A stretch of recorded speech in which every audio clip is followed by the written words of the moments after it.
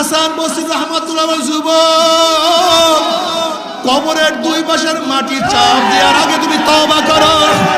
হে যুবক, কবরের মধ্যে আগুন ধরার আগে তুমি তওবা করো। হে যুবক, কবরের মধ্যে সাপ তোমাকে আঘাত করার আগে তুমি তওবা করো। ওই যুবক আবার চিল্লান দিয়া বেহুশ হইয়া পড়িয়া গেছে। বলছে হাসান বসরি রাহমাতুল্লাহ আলাইহি বয়ান করতে আসেন, হুশে আসার পরে বলে, হযরত শায়েখ মাওলা কে আমাকে মাফ করবে নাকি?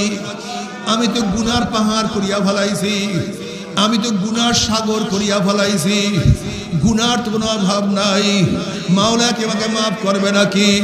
হাসান বসরি রাহমাতুল্লাহ আলাইহি বলেন, যুবক, কিয়ামতের ময়দানে সূর্যের গরমে মাথা ফাটিয়া যাওয়ার আগে যুবক তুমি তওবা করো। যুবক চিল্লা দিয়া পড়িয়া গেছে।